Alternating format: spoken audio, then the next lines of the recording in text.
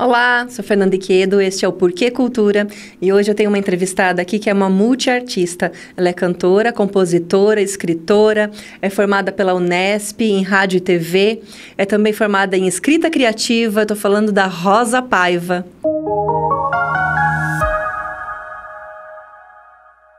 Oi, Fê, querida, muito obrigada pelo convite, adorei fazer parte, tenho escutado as outras entrevistas, acho maravilhosas as propostas e tudo mais, então eu tô muito feliz de ter recebido esse convite de você. Eu tô feliz de você estar aqui, porque sempre falo que esse espaço é de memória, é um espaço de trazer a trajetória das artistas, dos artistas, porque precisa ficar registrado isso, né? E a gente tem uma dimensão, Rosa, enorme, assim, de como tem produção, de como tem fazedores de cultura nessa cidade, região, e que vai pro Brasil todo, né? Então, é muito legal, muito bom ter você aqui. Você ganhou o prêmio, né, do Itaú com um poema em 2020. E aí, já dando um spoiler aqui do finalzinho, a Rosa vai recitar o poema depois, vai declamar, né, Rosa? E eu tô com um livro dela aqui. É o primeiro livro da Rosa, Em Pele de Folha, Rio Me Criou. Ela é escritora da editora Urutau. Inclusive, se der lá a Rosa Paiva no Google, aparece lá uma mini bio dela na editora Urutau. É um livro de poemas, poesias e tem muitas suas vivências, o seu olhar, porque você fala que você é uma artista que tem sempre o tema cunho social e político, né? Não tem como. Então, eu acho você é muito natureza, assim, sabe? Você está na luta indígena, está nessa construção do belo. Eu acho muito legal, Rosa. Mas e na sua cabeça, como é ser uma multiartista?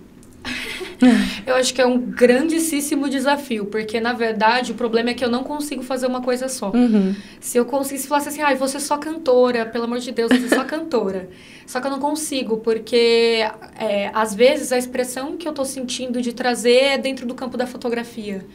Às vezes, é dentro da minha formação, que é do audiovisual, né? Essa formação do audiovisual que eu tive, ela engloba muitas modalidades de arte. Uhum. Então, lá eu já experimentava várias coisas e eu já era escritora antes. Eu sempre, desde pequenininha, eu dizia que eu era poeta, né? Tem até uma coisa muito engraçadinha, que tem um diário meu de quando eu tinha 9 anos, que do nada, assim, eu tô falando, tive um sonho hoje muito mágico que vai transformar a minha vida. Beijos de uma poeta. E aí, a partir disso, eu comecei a assinar sempre com beijos de uma poeta. Eu tinha 9 anos, no diário de 9 anos. Uhum. Então, eu escrevo desde que eu me lembro, assim, desde que eu era bem novinha. Aprendeu a escrever e daí nunca mais parou mesmo de exercitar essa criatividade. E sempre fiz coisas, tipo, quando eu era adolescente, eu fazia muita coisa dentro do campo da pintura. Uhum. Hoje eu não faço quase nada mais de pintura. Você pintava quadros? Pintava quadros, gostava de fazer colagem, ou pintar objetos, às vezes pintava uns objetos também. Mas no início da minha graduação, que eu decidi fazer audiovisual porque... E qual campus da Unesp que você fez? Eu fiz no campus de Bauru. Uhum. Amo, nossas saudades de Bauru. Maravilhoso, maravilhoso. Indico para todos os jovens que estão escutando e que não decidiram o que querem fazer da vida, ou para onde vão, né? Que ficam mirando só São Paulo. Indico muito fazer faculdade num campus do interior. Tipo, a relação com as pessoas, a liberdade de criação, é outro processo, assim. Uhum. Mas Bauru, maravilhoso. Viva a Unesp. Você estava contando do início da sua graduação. E aí eu decidi fazer audiovisual porque eu senti que englobava tudo. Englobava a parte de fotografia, que eu já gostava muito. Englobava a parte de escrita, porque eu podia roteirizar as coisas. E aí, logo no começo, eu falei, quero trabalhar com direção de arte, que é fazer cenário, figurino, porque mistura um pouco de tudo. Só que lá, eu tive uma disciplina que era de história da arte, e a professora passou um trabalho que era sobre performance, história da performance. E eu sinto que esse trabalho foi um divisor de águas para mim dentro do meu entendimento do meu trabalho artístico, porque eu comecei a perceber que eu estava dentro desse campo, do campo da performance, de pensar a voz, de pensar a música, de pensar até a imagem e o corpo dentro desse lugar da performance, dentro do campo da videoarte, da performance ritual, enfim. E aí, inclusive, o meu livro, ele vai muito nesse caminho de uma escrita ritual em alguns momentos, porque ele é uma investigação interna e que eu precisei fazer de uma forma que é quase como se eu estivesse cantando para o mundo aquilo que eu estou cantando para o mundo, o meu retorno. O meu processo de retorno, de reencontro com a minha ancestralidade, com as minhas raízes. Nossa, é bonito. E agora o livro você escreveu durante a pandemia? Eu escrevi durante a pandemia. Né? Uma parte dele, ela foi escrita em 2016. Alguns poemas, principalmente poemas do período do golpe, né? Então, tipo, tem um poema que eu escrevi exatamente no dia em que teve aquela votação horrenda, em que pelo impeachment. Pelo impeachment, que o falecido ex-presidente, eu não vou citar o nome, ele, né, cita um torturador. Sim. E aquilo foi muito forte, assim. E tem um dos poemas do livro eu escrevi nesse dia. Mas o livro eu escrevi... O início dele e o que dá nome, de fato, ao livro, né? Império de Folha Rio me criou. Eu escrevi na pandemia. Foi um momento que eu estava assim... Eu passei algumas semanas em que eu estava me sentindo completamente sufocada, engasgada. E que eu já estava num processo de pesquisa, de entender as questões indígenas no Brasil, de buscar também, na época eu já estava estudando Guarani, e isso estava muito forte para mim numa questão de desidentificação, assim. Eu não estava conseguindo entender qual era o meu lugar dentro da... Quando, por exemplo, tinha uma pergunta, qual é a sua... Agora eu vou tratar de um tema bem polêmico. Quando trazer uma pergunta, qual é a sua definição étnico-racial? Eu sou branca, mas eu me considero não branca. Porque a minha identidade indígena, ela é evidente. É muito doido, numa oportunidade que eu tive de sair do Brasil, era muito evidente para as pessoas que... você é descendente de nativos. Para eles era muito evidente. Para mim, não. Por quê? Porque meus avós, né, meus avós e meus bisavós não eram aldeados mais, mas eram indígenas. Sim. Então, tipo, meu avô tinha descendência indígena, a família dele também, a minha avó também, uma parte dela sim, outra parte não.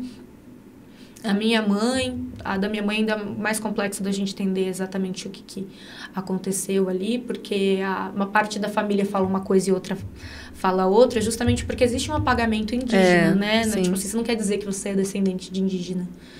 Então, tipo, é muito complexo. E aí, nesse livro, eu estava fazendo essa investigação pensando Brasil e pensando esse corpo miscigenado como um campo de batalha. Porque no meu corpo eu carrego açoites e capoeiras, armas e flechas, né? Armas de fogo e flechas, né? Então, tipo, é como se o tempo todo eu tivesse que ter uma batalha com entre a minha ancestralidade indígena, entre a vítima e o algoz.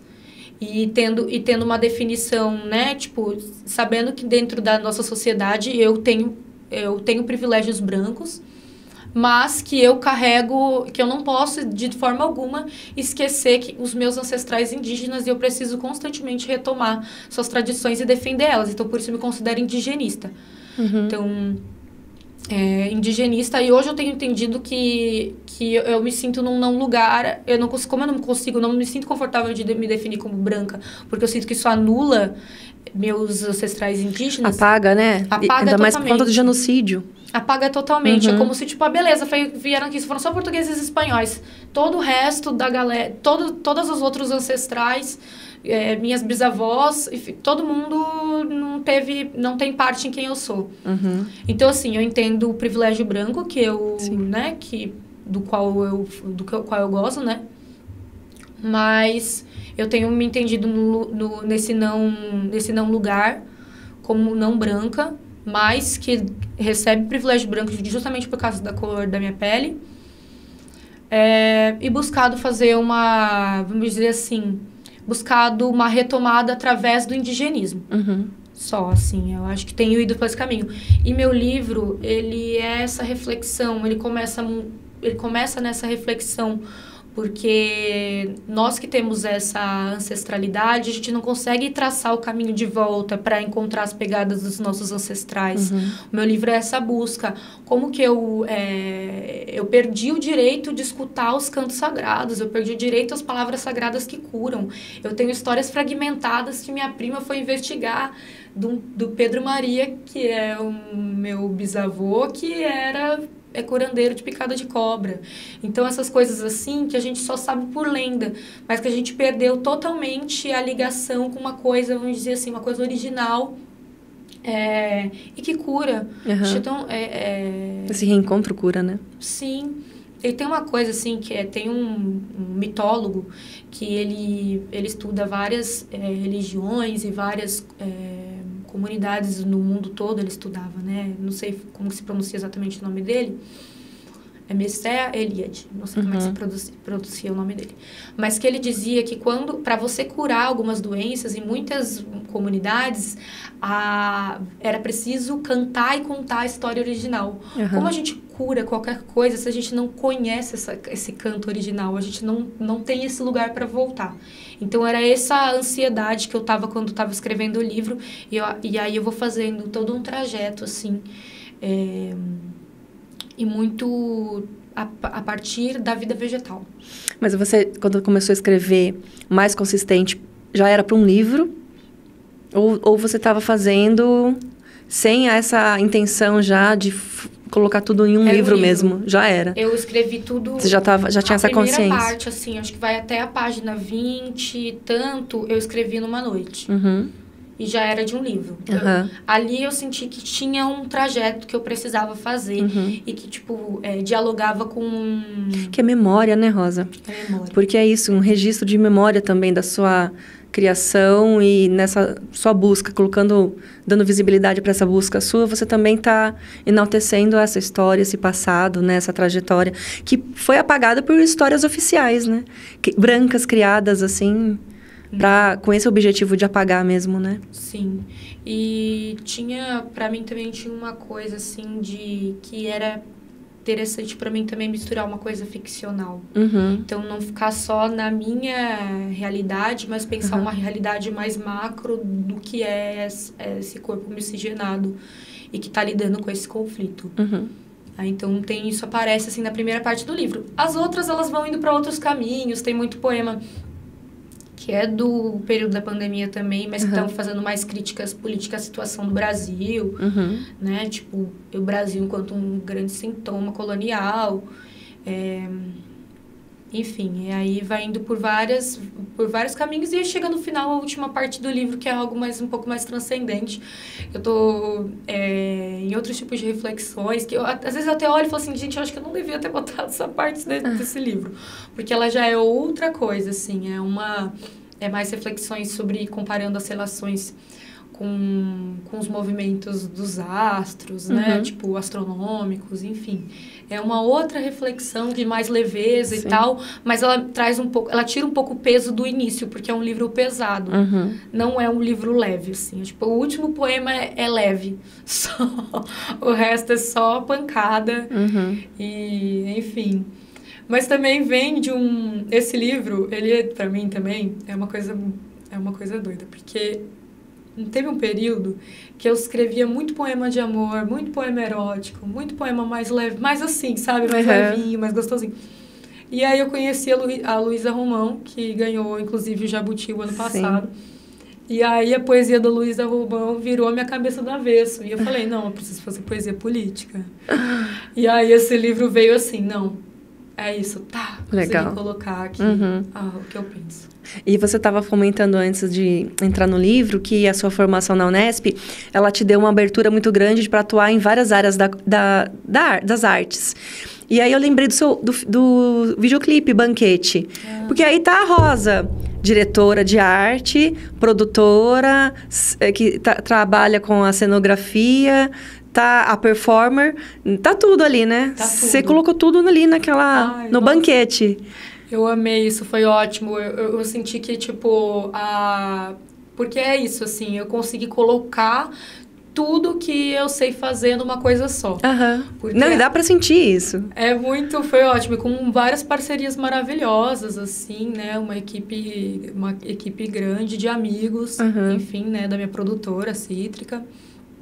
Mas, enfim, para mim, no processo da Banquete, foi interessante porque eu consegui colocar até coisas da minha pesquisa pessoal. A Banquete, né, ela vai trabalhar com temas, tipo, a música em si, ela vai trabalhar com temas de... Vai fazer uma inversão ali das míticas que contavam sobre os indígenas quando chegaram aqui no Brasil, né?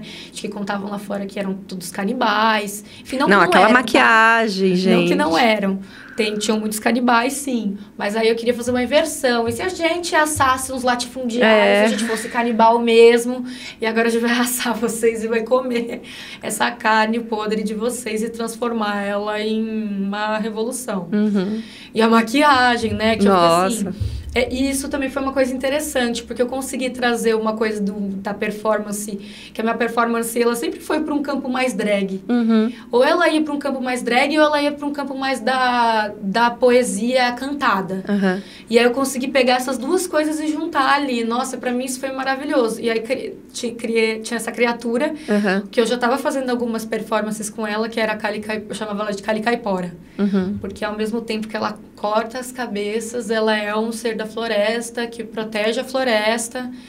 E aí eu queria trazer essa criatura para ali, para ela dar uma, tipo, causada, uma destruída ali, ao mesmo tempo trazer essa energia, essa força. Total. E aí tem a outra figura, que é uma divindade também, né? Na água, né? É uma divindade da água. E essa coisa das deusas é algo, tipo, das deusas, dessas figuras míticas que são do feminino, ou que elas são andrógenas. É uma coisa que me interessa também, tá na minha pesquisa também, que desde a graduação. Eu cheguei a fazer meu trabalho de conclusão de curso, foi um videoarte chamado Ione, que eu pego várias míticas e deidades femininas e construo como se fosse um ciclo de vida e morte, através da dança. Então, são várias danças e tem várias figuras. Não tem nenhuma maquiagem nesse nível, mas foi a primeira vez que eu comecei a trabalhar com uma persona criada para uma videoarte, porque o videoclipe acabou virando quase que uma videoarte, né? Com várias performances e tal. E da Banquete foi muito legal, porque até a poesia tá. Uma das partes da música é um poema que tá no livro. Entendi. Nossa, tem tudo lá. Então tá tudo, a Banquete conseguiu, assim, pegar tudo que eu fazia e eu sinto que na música eu tenho essa possibilidade de... Levar tudo, né? De ser completa. E que o multi não tá subdividido em caixas, ele tá ali em tudo. Então dá pra trabalhar com essa pesquisa que pra mim é sempre muito importante em tudo que eu faço, essa pesquisa imagética, de ter sempre um significado muito mais amplo, muito mais completo. Ali deu para colocar em todas as personagens que foram criadas. Teve a poesia mesmo que eu peguei do livro e coloquei, porque fez muito sentido, tinha que estar ali. Inclusive, o começo da música, antes de ser música, era poema. Os latifundiários. Isso aí era um poema que eu escrevi em 2018. Tipo, aí de repente falei... De repente, um dia eu tava tomando banho e aí veio a melodia e veio o refrão da música. Eu, caramba, isso é uma música. Que legal. Aí virou música mesmo. E aí, qual que é o retorno que você tem, assim? Porque daí foi para Spotify, para todas... Quem quiser escutar, tem em YouTube, tem várias plataformas, né? Você tem como que foi o retorno disso para você, desse projeto, assim? Foi incrível, assim. Eu acho que eu nunca senti eu nunca me senti tão no lugar certo quanto fazendo isso, assim. Porque teve amigos meus que reapareceram, tipo, amigos que eu não via há um tempão, que reapareceu e falaram, caramba, eu não acredito. Teve uma repercussão legal, principalmente por ser uma artista iniciante, que não tem tantos seguidores. Eu estava fazendo um trabalho de marketing com o auxílio de uma amiga também, mais que eu que estava montando como que ia ser o lançamento. Então, tipo, e ele teve um resultado muito legal para a quantidade de seguidores que eu tenho, que não é muita. Então, assim, teve uma repercussão legal que apareceu. Eu consegui algumas curadorias de playlist, então teve playlist do Bananas Music, tiveram algumas playlists bem legais que entraram. Saiu No Tenho Mais Discos Que Amigos. Tiveram algumas plataformas, até o Porquê, né? O portal compartilhou também um pouco sobre o lançamento. Então, teve uma repercussão legal de mídia e também de crítica... Como que é o nome? Crítica... Musical, assim? Não, tem um nome específico. É crítica especializada. Especializada, sim. A crítica especializada curtiu bastante também. Uhum. É muito legal porque, assim, eu não parei de fazer divulgação. Então, toda pessoa que eu encontro fala... Você já... Ou escutou? Já assistiu? Eu sou cantora. Ouve minha música. Veja o meu vídeo. E quando que nasceu a cantora Rosa Paiva? Quando que você falou assim, não, eu vou gravar? Ai, nossa, isso foi... Quando eu cheguei na minha graduação, primeiro ano, eu namorava com uma pessoa lá que eu já conhecia há muitos anos, a gente se reencontrou lá. E ele tinha alguns amigos muito queridos, assim, e eles gostavam de fazer uma brincadeira que eles chamavam de Teta Rubra. Teta Rubra, eu digo que a minha primeira banda foi o Teta Rubra. Uhum. Que eles improvisavam música. Então eles criavam, tipo, pegavam qualquer coisa, faziam de instrumento e inventava letra na hora, improvisava. No começo, eu tinha vergonha de cantar. E aí teve um dia que eu comecei a cantar. Eu comecei a fazer aquilo com tanta frequência. E aí que eu comecei a sentir uma coisa que eu só sinto fazendo, só sinto enquanto eu estou me apresentando. Uhum. Que não é quando eu estou gravando, algumas vezes é quando eu estou compondo. Acho que é bastante quando eu estou compondo também. Mas quando eu tô com o público, eu sinto isso, que é uma presença completa, eu tô completamente ali, não existe nada mais importante, e eu nunca estive, tipo, tão no meu centro. Uhum. É como se eu estivesse completamente conectada com a existência e fazendo a coisa certa. E aí eu senti isso. E eu falei, é a música. Eu quero ser cantora. Mas eu duvidei. Aí eu fiquei assim, isso aí foi faz tempo, tá? Isso foi em 2000 e comecei a ter essa sensação forte em 2016. E de 2016 até eu conseguir começar a gravar foi um tempo. Uhum. Porque eu sou uma artista do improviso. Hoje nem tanto, hoje eu tenho improvisado muito menos do que eu improvisava antes. Hoje eu tô muito dentro da métrica. Tá esquematizando já. Mas eu sou muito do improviso. Então, a minha forma de composição, inclusive, é dentro do improviso. Uhum. Né? Às vezes a gente tem ali algum som já rolando, eu improviso em cima. Eu gosto muito de improvisar. E antes, para mim, era uma dificuldade muito grande de colocar isso no papel e transformar em algo que vai ser gravado. Porque gravar não é fácil. Acho que outras pessoas do campo da música que me escutarem vão concordar. E quem não é também foi lá dar uma experimentada em gravar, sabe que não é fácil. Porque quando você grava, sua voz não é do mesmo jeito. Você fica muito mais nervoso, a glote tranca. E aí tem todo um processo para você conseguir se sentir confortável com o microfone. E para mim, ficar confortável com o microfone foi um desafio. Era um desafio dentro do movimento estudantil, de sentar e pegar o microfone para falar. E era um desafio também de pegar o microfone para cantar, para gravar e tal. Então foi todo um processo de desenvolvimento. E que eu até tive alguns projetos musicais curtos, que duraram um pouco, mas que rolaram algumas composições bem interessantes que a gente não chegou a gravar. Mas só agora com esse meu parceiro, o Eric, que tem produzido sons junto comigo, que consegui realmente começar a gravar e me sentir confortável pra gravar. E agora tem música pra lançar, mas pra frente esse então, ano vem legal. coisa. Esse ano então no primeiro semestre, você acha que lança mais uma música? Lanço mais música, acho que em maio já tem lançamento. E aí, para as pessoas acompanharem, né? É @La Rosa Paiva. Isso. É isso? Ou é La Paiva? Rosa Paiva. Não, La Rosa Paiva. Muito legal. Aí você está numa ida e vinda de São Paulo também, porque você está trabalhando bastante em vários projetos, né? Queria que você contasse, assim, sua fase atual. Como que você está aliando o trabalho e as suas próprias criações? Hoje eu tenho trabalhado muito mais na direção, né? Tenho trabalhado bastante com audiovisual, que eu amo, assim, é algo que o audiovisual é confortável para mim, porque eu já tenho ali uma experiência. E no ano passado e esse ano eu fui adentrando um pouco mais no universo da galera influencer. Então, hoje eu tenho feito um trabalho com alguns influencers, faço algumas direções para eles. Eu tenho ficado muito nesse movimento de ir para lá dirigir alguns vídeos, volto para cá e cuido também dos meus projetos. Vou para lá gravar com o Eric alguma coisa E aí eu fico meio que assim, indo e vindo de lá para Sorocaba e fazendo esse trânsito, né? Eu sinto que ainda não estou totalmente confortável de me mudar para São Paulo. Sorocaba ainda é um lugar de refúgio, é outro tempo, outro ritmo. Minha casa é muito silenciosa. Mas nesse momento, eu tenho começado a me direcionar para criar novamente. Eu dei uma pausa, um tempo de criação.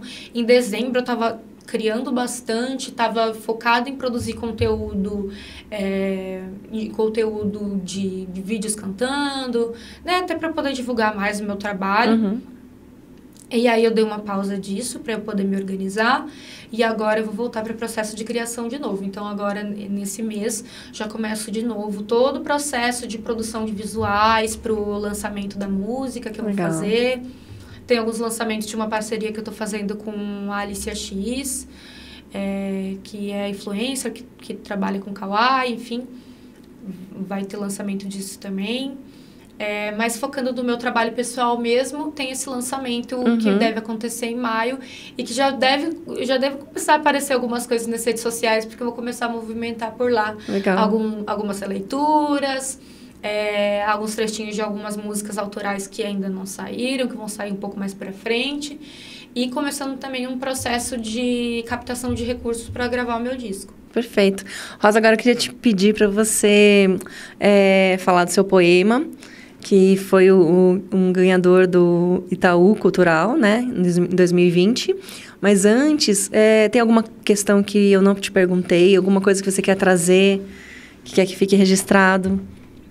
Eu queria aproveitar o espaço, né, do podcast para comentar um pouco da música que eu vou lançar. Ela toca numa questão social bastante grave, que é a questão da moradia em São Paulo, a questão do crack, de forma bastante sutil. Não estou ainda exatamente, né, falando especificamente, não é um rap, né, ela não está dentro da linguagem do rap, mas isso estava me incomodando muito, né? Toda vez que eu ia para São Paulo, uma parte dessa música é uma letra antiga, já, né, que é de 2018, de um outro projeto que eu tinha junto com a Nathalie Mess, e que é outra artista maravilhosa aqui da cidade, uma cantora incrível, e se chama Cidade Cinzeiro. E na época eu tava com aquilo bem engasgado também de São Paulo como uma cidade que parece que ela traga a gente, né? Tipo, parece que a gente tá sempre, o tempo todo carburando, né? E que ela tá o tempo todo consumindo a nossa vida e consumindo o nosso tempo e roubando a nossa vida, a nossa existência ali, né? No ritmo do trabalho, naquele fluxo. Quando eu compus essa música, eu achava que era só sobre isso. Só que quando eu comecei esse ano que passou, eu comecei a ir com muita frequência para São Paulo, porque eu estava trabalhando lá, né? Bastante. E esse ano também. E aí a questão do crack começou a ficar muito forte, né? Tipo, a questão das pessoas em situação de rua. E São Paulo hoje, na maior parte do centro da cidade, você vai lidar com a questão do crack ali, né? E começou a pesar muito para mim as pessoas estarem numa situação de degradação em que elas esquecem que elas são, assim. Elas esquecem completamente. E que se submetem a situações de violência para poder arranjar pedra para poderem poder continuar vivas, assim, né? Porque elas estão na rua e elas já passam por uma situação, assim, de muitas violências estatais. Tipo, assim, é muito pesada a situação, né? E aí, isso estava muito, muito forte no processo de escrita e acabou que a letra da música mudou. A primeira parte continuou sendo essa composição antiga, mas uma situação que eu vivi o ano passado de estourarem o vidro do carro para tentar roubar o celular, e era uma pessoa que provavelmente queria comprar uma pedra. Aquilo me tocou muito no nível de que... Não tava pensando só, tipo, teve o estrago do carro, podia ter me machucado, podia ter roubado o celular. Não, eu comecei a ficar muito preocupada com uma pessoa ter estourado a própria mão no vidro. Um ato de desespero, né? Sim, porque ela tá em desespero. E que tá consumida ali daquilo que ela não consegue sair, não consegue nem pensar em sair, não tem nenhuma possibilidade, assim, é muito massacrante. Enfim, e aí essa próxima música, ela vai tocando nesses lugares de forma sutil, mas eu tentei ser profunda nessas imagens essas imagens que tocam todos nós, no sentido de que nós todos estamos sendo consumidos por esse roubo do nosso tempo. Né? O nosso tempo está constantemente sendo roubado pelo funcionamento do capital, né? Tipo, trabalhar para viver para trabalhar, e é isso.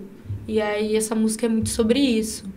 Então, queria comentar também que ela só vai ser lançada em maio, mas quem quiser conhecer o meu trabalho, quem quiser escutar as músicas que eu canto, tenho feito releituras, vou lançar cada vez mais coisas dentro do campo da poesia, como produção de conteúdo. Então, esse ano eu estou numa produção de conteúdo estou tentando fazer uma coisa bem consistente antes de começar a lançar vários, então quem quiser acompanhar, quem gosta de poesia, quem gosta E você usa bastante a plataforma do Instagram mesmo para divulgar os seus trabalhos. Eu uso mais o Instagram e o TikTok também. Ah, legal. Então também tá como @LaRosaPaiva. Isso, consegue achar por lá. Mas quem for lá no Instagram consegue achar o TikTok ali pelo perfil. Obrigada, Rosa. Eu já vou agradecendo a participação da Rosa no programa. Foi maravilhoso. A gente conversa durante o ano mais vezes, porque tenho certeza que vai ter vários lançamentos, não apenas essa música. Então, você está já convidada para voltar. E eu vou pedir aqui, então, para a Rosa, para a gente poder ouvi-la. Muito obrigada, viu, Fer? Eu que agradeço o convite. Palavras são sementes. E é essa poesia que foi premiada pelo Itaú em 2020. Palavras são sementes, sementes, sementes. Palavras são sementes, sementes, sementes. Palavras são sementes. Na minha utopia, a notícia de hoje é a faixa verde e amarela, vestindo a presidenta Guajajara Yanomami Potiguara. A presidenta... Líder Mebengocré, a presidenta. Tucano, Guarani, Tabajara, poeta guerreira, a presidenta. Chavante, Terena, Carijó, Cariri, Caiapó, Kaiowá, Tapajó, a presidenta. Coroada em penacho de arara, munida de caneta fala. Escou os ditos, benditos mitos, os ritos dos encantados. Num dialeto nunca extinto, veste o corpo folha, a voz do cerrado. Sonhares semente germinando o planalto.